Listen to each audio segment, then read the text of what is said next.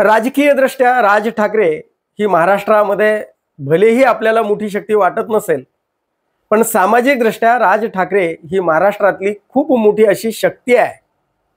आणि याची जाणीव सत्ताधारी पक्षाला जशी आहे तशीच ती विरोधी पक्षाला सुद्धा आहे।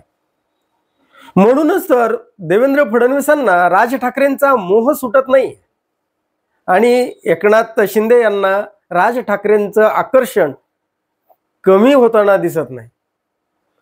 आणि हे जे उद्धव ठाकरे जी आहेत त्यांना सुद्धा राज ठाकरे आपल्याला कदाचित टाळी देऊ शकतात ही आशा ते ठेवून असतात।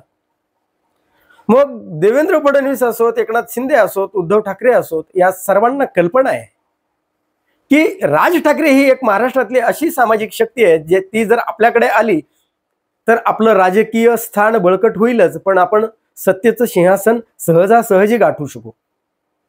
म्हणून ही मंडळी सातत्यानं राज ठाकरेंच्या गाठी भेटी घेतात, कधी स्नेहभोजनासाठी जातात, कधी बुके देतात, कधी टाळ्या देतात।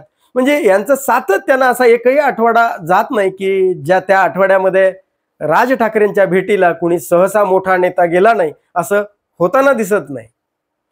परंतु देवेंद्र फडणवीस यांचा जर विचार केला तर देवेंद्र फडणवीस आणि राज ठाकरे यांचं नातं अतिशय उत्कट आणि हळवं असलं तरी केंद्रीय नेतृत्वाशी राज ठाकरेंचं काडी मात्र जमत नाही। ते त्यांच्या प्रत्येक धोरणाची, राजकीय, सामाजिक, शैक्षणिक सगळ्याच धोरणाची अगदी वाभाडे काढतात। हिंदी कंपल्सरी म्हणून भाषा आणली, राज ठाकरेंनी सर्वात अगोदर आक्रमण केलं। कुंभमेळा सर्वात अगोदर राज ठाकरे बोलले। पहलगाम राज ठाकरेंनी जे प्रश्न उभे केले त्याची उत्तरं भाजपाकडून देण्याचा प्रयत्न सुद्धा झाला नाही आणि तो होणार पण नाही। कारण राज्यामध्ये देवेंद्र फडणवीसांची जी भक्त मंडळी आहे त्यांना माहिती आहे की राज ठाकरेंचे देवेंद्र फडणवीसांचं अतिशय सख्य आहे। राज ठाकरे टीका करतायत ती केंद्रीय नेतृत्वावर करतायत, काय करायचंय आपल्याला। म्हणून ही जी देवाभाऊंची भक्त मंडळी आहे ती सहसा राज ठाकरेंना अंगावर घेण्याचा प्रयत्न कधीही करताना दिसत नाही।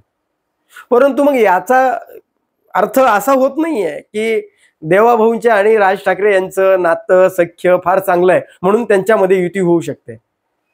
इथे फार कमी शक्यता आहे। त्याचं कारण असं आहे की राज ठाकरेंचा पक्ष हा उत्तर भारतीयांना मराठीच्या कारणावरनं जोडपून काढतो आणि तीच गोष्ट कुठेतरी या भाजपच्या आणि राज ठाकरेंच्या युतीमध्ये मिठाचा खडा अडचण होण्याची शक्यता जास्त असते। म्हणून सहसा कारण उत्तर भारतीयांना दुखावून भाजपा राज ठाकरेंना जवळ करेल अशी शक्यता कमी वाटते, कारण ते एवढा मोठा धोका भाजपा तरी नक्कीच घेत नाही। आता राहिला प्रश्न एकनाथ शिंदेंचा। आता एकनाथ शिंदे राज ठाकरेंच्या भेटीला गेले, त्यांची भेट झाली। पुन्हा मग आता कालच हे उदय सामंत गेले। उदय सामंत जाऊन तिथे म्हणाले की मी चहा पिऊन आलो, मी खिचडी खाल्ली, पण तिथे आमची काही राजकीय खिचडी मात्र काही शिजली नाही। आणि जर ती मुंबई महानगरपालिका वगैरे काही असे राजकारणाचे विषय झाले असते तर मी तुम्हाला सरळ सांगून टाकले असते, पण आमचा तसा काही राजकारणाचा विषय तिथे झालेला नाही।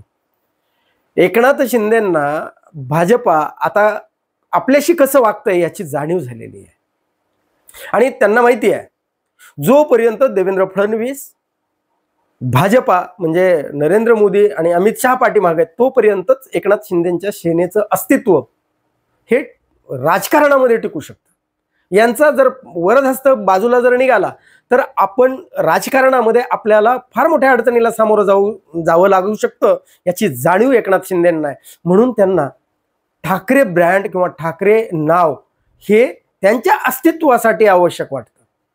पण इथं सुद्धा ज्या ज्यावेळी हे एकनाथ शिंदे, उदय सामंत ज्यावेळी राज ठाकरेंना भेटायला जातात त्यावेळी मात्र राजू पाटील मनसेचे एकनाथ शिंदेंच्या संदर्भामध्ये, त्या विकासाच्या कामाच्या संदर्भात, त्या ठाणे महानगरपालिकेच्या संदर्भात त्यांचं जे काही वक्तव्य येतात किंवा त्यांच्या ज्या बातम्या येतात त्या सरळ सरळ त्यांना हे एकनाथ शिंदेंबरोबर राज ठाकरेंनी गेलेलं आवडत नाही।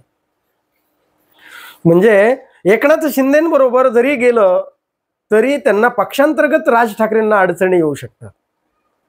आणि आता राहिला प्रश्न उद्धव ठाकरेंचा। उद्धव ठाकरे यांना असं वाटतंय, कारण आता उद्धव ठाकरेंना सुद्धा महाराष्ट्रामध्ये जो सेटबॅक बसलेला आहे राजकारणामध्ये, कारण खूप मोठा गटच आता एक तयार केलेला नेता मंडळीच बाहेर पडली आहेत आणि मग आता पुन्हा नव्यानं पक्षाची उभारणी करायची आहे, पुन्हा नवीन बांधणी करायची आहे. तर राज ठाकरे जर जोडीला असतील तर त्यांना असं वाटतं की आपण महाराष्ट्रामध्ये एक तिसरी शक्ती म्हणून उदयाला नक्की येऊ शकतो. आणि यामध्ये वास्तव आहे, जर दोन ठाकरे एकत्र आले तर राजकारणामध्ये एक तिसरी शक्ती उदयाला येऊ शकते. आणि ती येऊ नये म्हणून देवेंद्र फडणवीस, एकनाथ शिंदे हे खूप मोठा प्रयत्न करताना आपल्याला दिसून येतील. एक तर राज ठाकरे यांनी स्वतंत्र लढावं, परंतु त्यांनी उद्धव ठाकरेकडे जाऊ नये.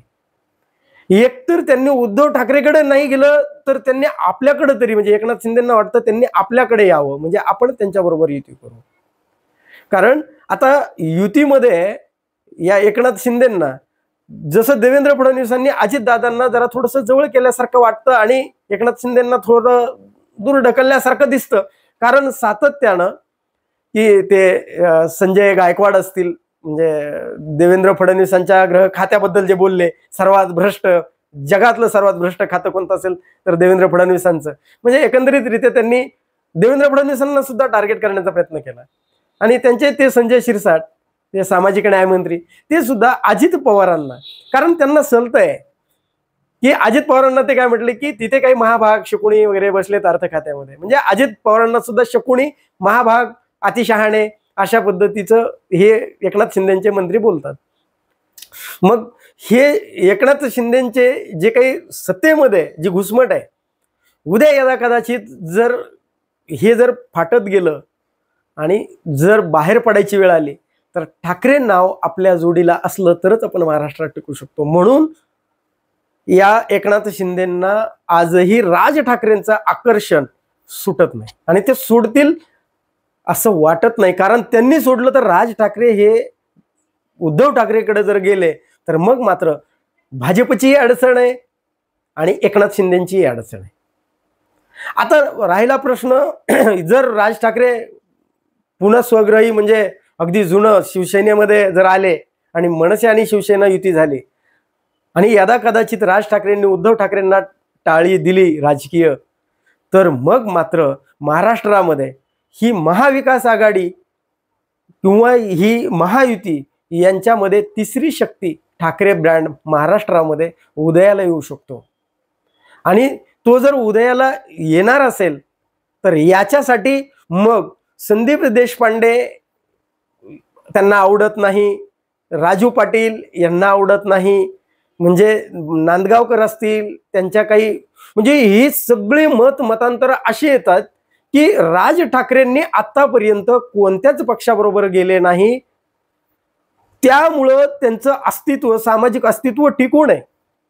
पण आता राजकीय शक्ती त्यांना जर वाढवायची असेल त्यांची सुद्धा, जशी आता या तीन पक्षांना गरज आहे तशीच राज ठाकरेंना सुद्धा गरज आहे ना. कारण आता सामाजिक शक्ती आहे, परंतु ज्यावेळेस तिला राजकीय मध्ये रूपांतरित करायचंय, राजकीय शक्ती आपल्याला मिळवायची असेल तर त्यांना सर्वात चांगला पर्याय जो आज घडीला आहे. कारण एकनाथ शिंदेबरोबर गेले तर मराठवाड्यामध्ये कुठेही राज ठाकरेंच्या सेनेला म्हणजे मनसेला फारसं स्थान मिळणार नाही. मग या देवेंद्र फडणवीसांबरोबर गेले तर विदर्भामध्ये असेल, पश्चिम महाराष्ट्रामध्ये अजित पवार आहेत, मग यांच्याशी संघर्ष करून ते युतीमध्ये महायुतीमध्ये जाऊन त्यांच्या वाट्याला काय येणार आहे. मग आता सध्या जर त्यांनी जर एकमेव चांगला पर्याय जर राज ठाकरे समोर कोणता असेल तर तो म्हणजे उद्धव ठाकरेंचा पर्याय आहे. कारण महाराष्ट्रामध्ये स्वतंत्रपणे वाढायला संधी आहे, कार्यकर्त्यांना काम करायला संधी आहे, नवीन पक्ष बांधायला संधी आहे. आणि विशेष म्हणजे ठाकरेंवर प्रेम करणारा महाराष्ट्रामध्ये खूप मोठा वर्ग आजही जिवंत आहे. कारण तो राज, आता यावर तो आपल्याला असंही आपलं उत्तर येऊ शकतं, आपल्याला प्रश्नही पडू शकतो असा की राज ठाकरेंनी गेल्या वेळेस महाविकास आघाडीला बिनशर्त पाठिंबा दिला, मग नंतर मोदींना बिनशर्त पाठिंबा दिला. बिनशर्त पाठिंबा देणं आणि कुठेतरी राजकीय युती करून स्वतः मैदानामध्ये उतरणं, या दोन गोष्टीमध्ये अंतर आहे. कारण मतदान ट्रान्सफर करायला नुसतं सांगितलं तसं जात नाही मतदान, तुम्ही त्यामध्ये भागीदार आहात, तुम्ही त्या सत्तेमध्ये तुमचा वाटा आहे असं ज्यावेळेस लोकांना वाटायला लागतं त्यावेळेस लोक मत द्यायला लागतात. म्हणून राज ठाकरेंचं आकर्षण हे उद्धव ठाकरे कडे गेले, उद्धव ठाकरेंची शक्ती वाढणार आहे. एकनाथ शिंदेकडे गेले, एकनाथ शिंदेकडेही त्यांचं बळ वाढू शकतं. फडणवीसांबरोबर गेले तरी फडणवीसांना खूप राजकीय पाठबळ लाभू शकतं. म्हणून राज ठाकरे ही सामाजिक दृष्ट्या अशी शक्ती आहे की ती ज्याच्या पाठीमागे जाईल त्याची महाराष्ट्रामध्ये राजकीय शक्ती वाढल्याशिवाय राहणार नाही. याविषयी आपलं काय मत आहे आपण कमेंट करून जरूर सांगा. धन्यवाद. जय महाराष्ट्र.